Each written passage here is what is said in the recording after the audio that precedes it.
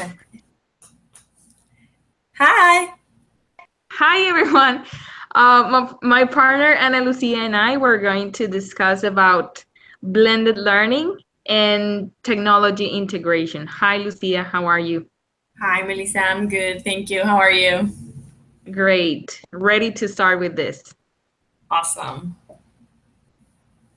Well, Okay. first of all, let me share with you a really interesting concept provided by Jen Johnson that talks about blended learning, which refers to the spectrum of instructional settings and strategies that combine traditional face-to-face instruction with online components. So, Okay. in your own words, how could you define blended learning? I would say that it's a point in between traditional classroom environment and I could say technology. Mm-hmm. So technology integration in the classroom, as you mentioned, face-to-face learning and online instruction at the same time in the same classroom. That's what I would say it's blended learning. All Yeah. right, I agree with you. Uh-huh. Yeah. So I have a question for you. What do you think it's the difference between blended learning and technology integration? Because I believe there's a difference. Okay, well, there's a really blurry line between them because both use technology, but the truth is that blended learning is more like instructional design where students can um, interact and also provide feedback to each other and share and collaborate in this community. Yes. So it's more like reflecting ideas before discussing. Okay. Okay. Yeah, I agree with you too. Yeah, you have something else to say? And also, well, differently, technology integration is just like use devices in class. There's no feedback, there's no interaction between students. It's just research and complete tasks. Do you Yeah. agree with this? Yeah, totally.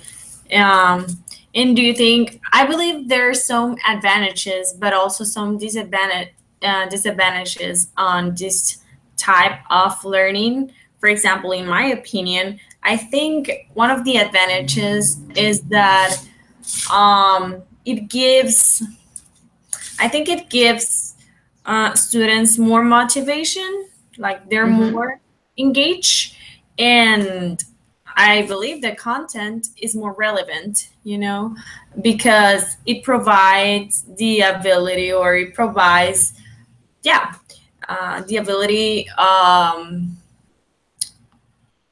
not the ability, Input but for feedback. like it supports with material such as videos or pictures, not only the device, but it provides feedback in a greater dimension than a teacher fronted classroom, I think. Uh, Like, I don't know if you agree with that.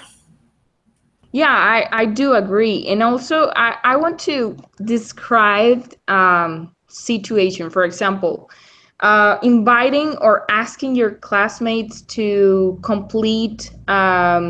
to play math games in class. Do you consider, is that a good example of blended learning? Mm, what was the question again? I'm sorry. Okay.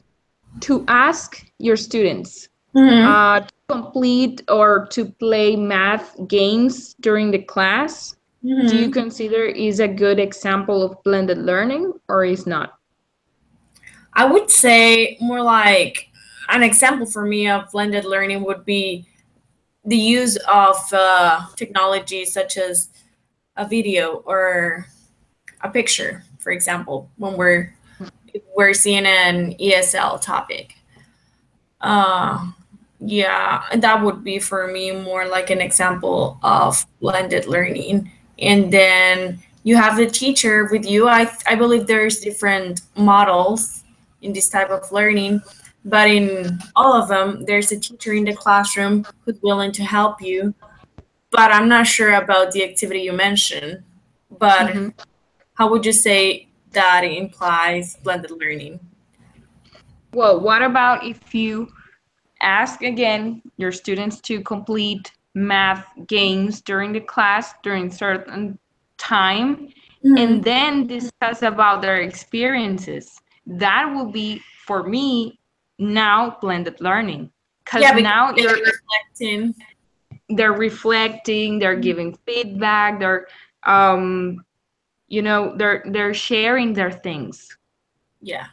Then they're thinking. I would agree. Yeah, then I would agree because they're reflecting. Yeah, totally.